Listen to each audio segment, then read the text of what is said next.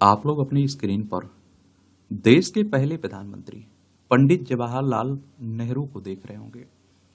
इनका कई किस्से हैं। वैसे तो एक किस्सा है जब इन्होंने अपनी बहन का बिल किस्तों में चुकाया था। ये आखिर क्या कहानी है, क्या किस्सा है, इसी पर हम लोग बात करते हैं। और देखिए, एक बात हमेशा याद रखिए, हमारे देश के जो भी स्वतंत्रता सेनानी रहे हैं उन सबका देश में योगदान रहा है, देश को बनाने में, देश को आजाद करने में योगदान रहा है। और आप सोचिए कि आजादी के बाद कितनी सारी समस्याएं खड़ी हुई थी, उनका समाधान इसलिए हो पाया क्योंकि उस समय के नेता, हमारे पॉलिटिशियन ईमानदार थे, वो देश के बारे में सोचते थे।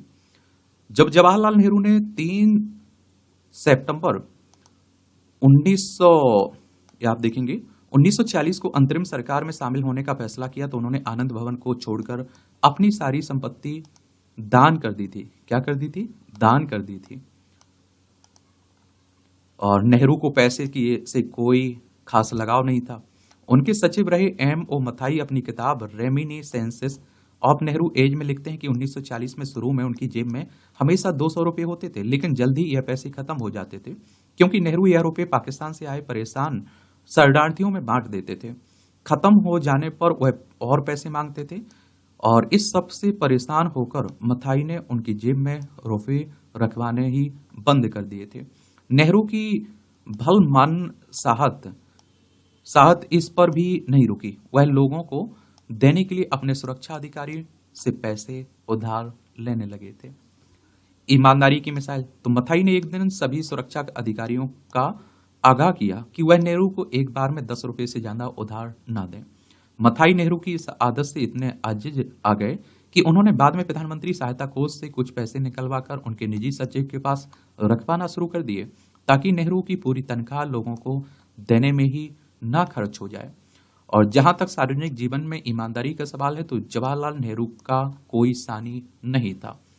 और इनके जवानी के दिन आप देखिए, युवा अवस्था को लेकर कई लोग तंज कसते रहते हैं और पिक्चर्स भी वायरल होती रहती हैं। जाने माने पत्रकार कुलदीप नैयर ने एक ऐसी बात मुझे बताई जिसकी आज के युग में कल्पना नहीं की जा सकती है। कुलदीप ने कुछ समय के लिए नेहरू के सूचना अधिकारी के तौर पर काम किया। नेहरू की बहन विजय लक्ष्मी पंडित के शौक बहुत खर्चीले थे। एक बार वह शिमला के सर्किट हाउस में ठहरी। वहां रहने का बिल 2500 रुपये आया। वह बिल का भुगतान किए बिना वहां से चली गई। तब हिमाचल प्रदेश नहीं बना था और शिमला पंजाब का हिस्सा होता था।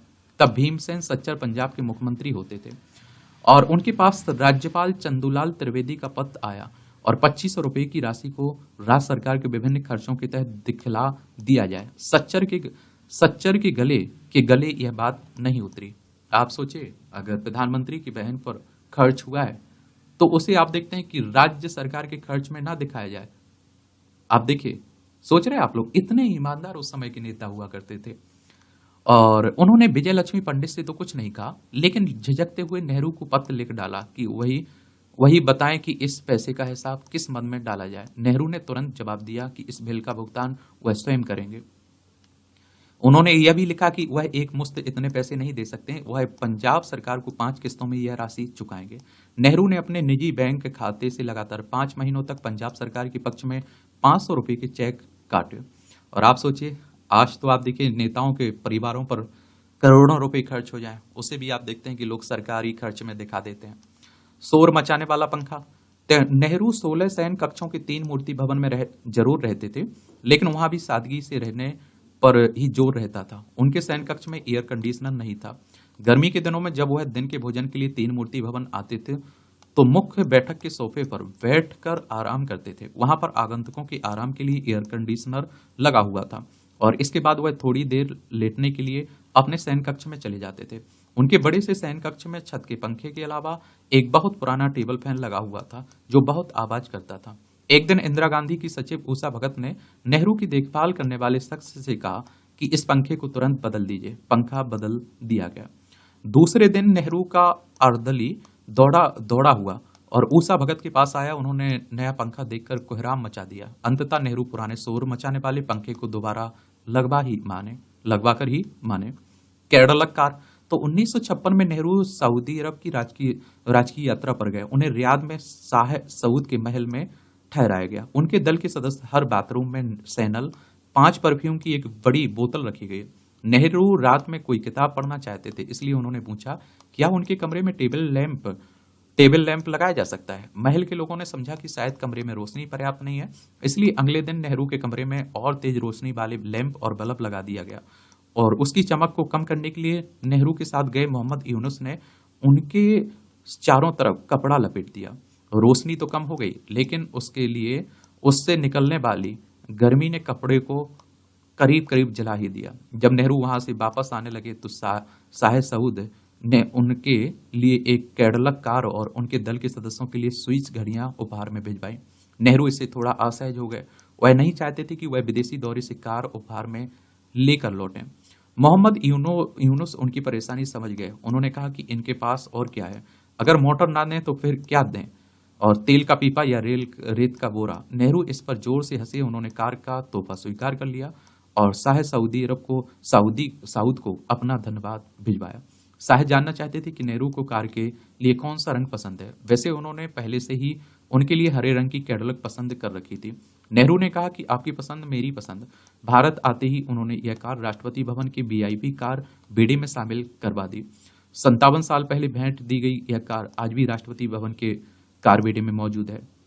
हाजिर जवाबी तो बहुत व्यस्त होने के बावजूद वह अपने दोस्तों की चुटकियां लेने से पीछे नहीं हटते थे। एक बार नाश्ते की मेज पर नेहरू छुरी से सेब छील रहे थे और इस पर उनके साथ बैठी रफीक अहमद किदवई ने कहा कि आप तो छिलके के साथ सारे विटामिन फेंक दे रहे हैं। नेहरू सेब छीलते रहे और सेब खा चुकने के बाद उन्होंने सारे छिलके रफी साहब की तरफ बढ़ा दिए और कहा कि आपके विटामिन हाजिर हैं।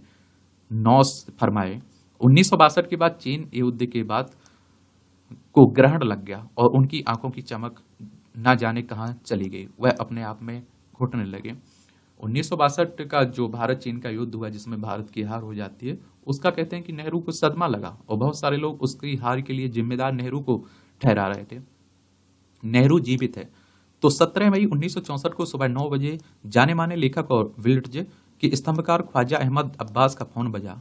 विलिट्ज के संपादक रूसी कर्जिया लाइन पर थे और हेलो अहमद, गुड मॉर्निंग रूसी, कुछ बहुत खराब या तो हो चुका या होने जा रहा है। अब्बास ने पूछा नेहरू ठीक ठाक तो हैं? करंजिया ने कहा कि नहीं, उनको एक और स्टॉक हुआ और तुम तुरंत दफ्तर आ जाओ और तुम्हें उन पर 4 पेज का फीचर लिखना है।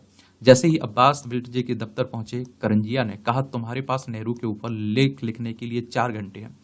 ख्वाजा अहमद अब्बास ने लिखना शुरू किया और आर्ट विभाग का एक व्यक्ति उनके पास आकर कहने लगा पहले हेडलाइन लिखिए ताकि मैं उस पर काम करना शुरू कर दूं। अब्बास ने कांपते हाथ से लिखा नेहरू थोड़ी देर सोचा और फिर लिखा लिप्स। 2 बजे नेहरू का देहांत हो गया और अगले दिन विलिट्ज की 3 इंच की बैनर हेडलाइन थी नेहरू लिप्स। तो इस तरह के हमारे देश के पॉलिटिशियन रहे हैं। आप सोचिए, आज के नेताओं की तुलना उस समय के नेताओं से नहीं की जा सकती है। मैं कहता हूं ना, जमीन आसमान का फर्क देखने को आपको मिलेगा।